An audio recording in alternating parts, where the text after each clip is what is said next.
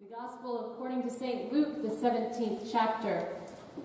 The apostles said to the Lord, "Increase our faith." The Lord replied, "If you had faith the size of a mustard seed, you could say to this mulberry tree, 'Be uprooted and planted in the sea,' and it would obey you. Who among you would say to your slave who has just come in from plowing or tending sheep in the field, 'Come here at once and take your place at the table'? Would you not rather say to him, 'Prepare supper for me, put on your apron and serve me while I eat and drink. Later you may eat and drink'? Do you thank the slave for doing what was commanded? So you also, when you have done all that you were ordered to do, say, 'We are worthless slaves. We have done only what we ought to have done.'" This is the gospel of Jesus Christ. Thanks be to God. Please be seated.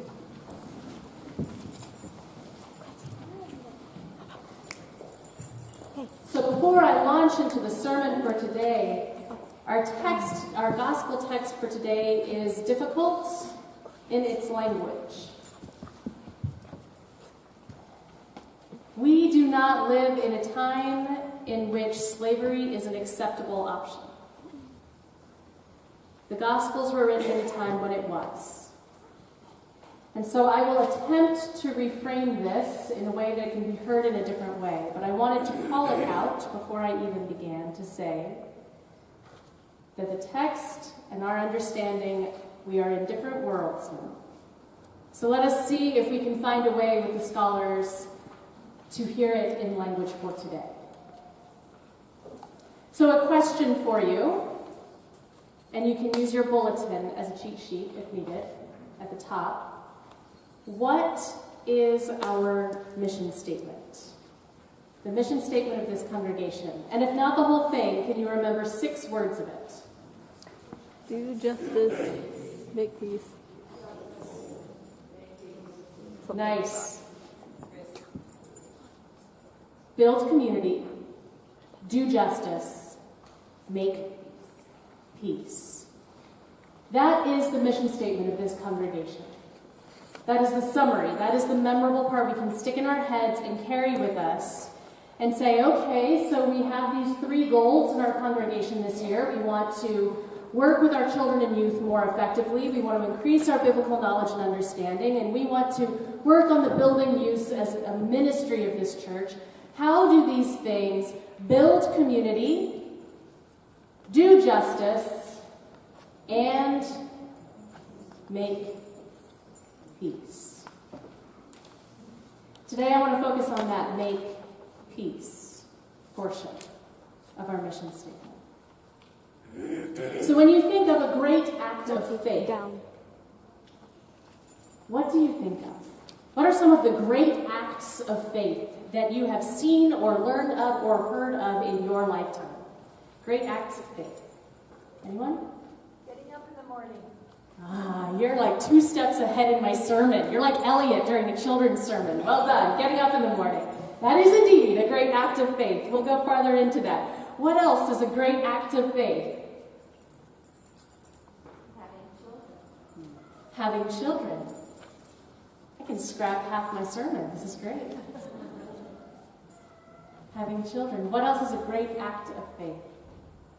I think those people who are giving all of those poor people in Aleppo houses come and live from the bomb have a great faith. Great act of faith serving the people of Aleppo right now. Great acts of faith. Knowing that you're in a very hard circumstances that God will see you through. Knowing that God will see you through when you're in a hard place. These are great acts of faith. Now, in some ways, we could anticipate when we say what is a great act of faith when we're having St. Francis Sunday, we might think of things like giving away everything that you have, giving up tremendous wealth in order to follow Jesus. Right? We could think of the great faiths that have moved mountains by sitting still in a bus and refusing to move. We can think of the great faith that has called people to action in our world, that has changed our world, that has turned it upside down, right? In a few weeks, we're going to start in on our 500th celebration of the Great Reformation. And the great act of faith of Martin Luther to write his 95 Theses and to send it out into the world. These are great acts of faith. But they don't always have to be that large as St. Francis giving up his incredible wealth, or Mother Teresa serving in Calcutta. It can be, as Ginny said, as simple as getting up in the morning. Sometimes we think we need a faith as large as the giants of our legends. But here's what Dr. David Lose has to say about our text for today. Dr. David Lose is one of the presidents of one of our Lutheran seminaries. He writes, here's the thing. Servants aren't invited to the table with the landowner. They eat when their work is done. Nor do they deserve great thanks simply for doing their job. They just do it. That's more what faith is like, Jesus seems to say. Simply the willingness to do what needs to be done. Faith is not, in other words, some kind of scarce resource that needs to be saved, spent, added to, and all the rest. Moreover, faith isn't always heroic. Indeed, it usually isn't.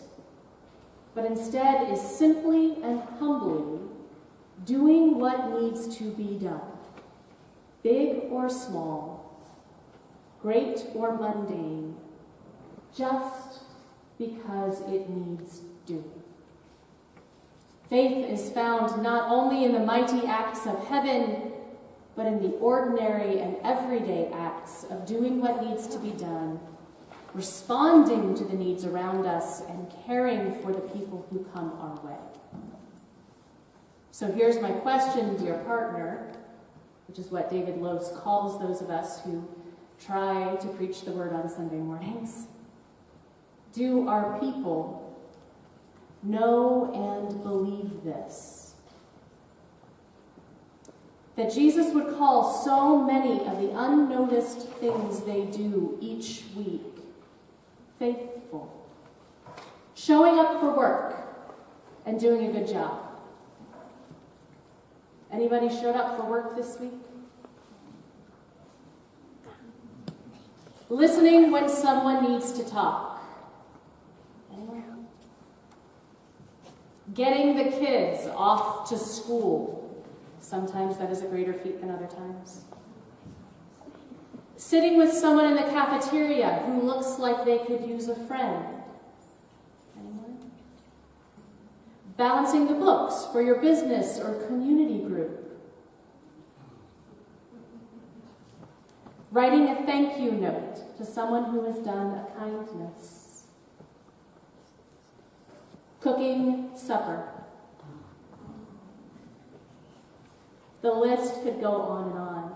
And that's the point. None of these is any big deal. And yet it is these kinds of acts that occupy so much of our lives. So my question to you is that from Dr. Lose. Do you understand that these things are holy? That these things show your faithfulness, your faithfulness? That when we are in relationship with one another and we are full of faith, we do these things out of love with and for one another. These acts of service, these simple things, inspired by our faith, call us into community and into service with one another. It can be as simple as remembering to bring reusable bags to the grocery store with us, so we can make that one small change towards a better climate. It can be as large as it can be, and as small as it is. Now, Mother Teresa is one of those that we think of when we think of great acts of faith. And does anyone know what has happened in the last 2 weeks regarding Mother Teresa? She has been canonized as a saint. And today in India, there is a celebration in Calcutta for the now Saint Teresa of Calcutta. And if you go and serve with St. Teresa, if you had done so, that she had short internships in her community where people could come and serve. And I don't know that Mother Teresa at any specific time thought she was doing great acts of faith. She struggled greatly with her own faith. You can hear plenty of that story of Mother Teresa if you look for her right now and read about her. But we would say that she did great acts of faith. She would say she wiped the brow of sick children, and she loved God's people.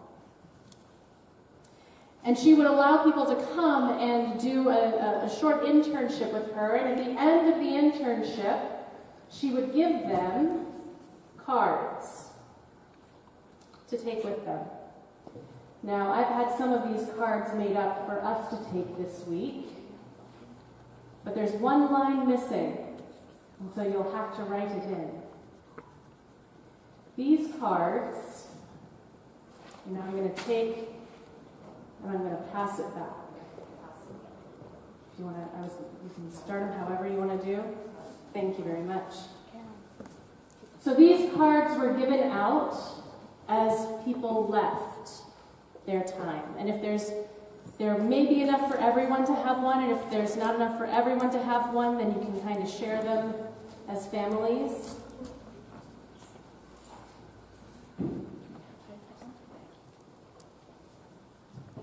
And as they find their way back, let us read through what is here. The fruit of silence is prayer. The fruit of prayer is faith. The fruit of faith is love. The fruit of love is service. There's one more line, and I'll get to it in a moment when everyone has one, and you can find a pen, and you can do what I did, which is just write it here in the corner. But sometimes we learn better what we write in our own handwriting. So Mother Teresa's words, this gift to send out with those who have served with her, is this reminder: spending time in silence leads you to prayer, and that prayer leads to faith.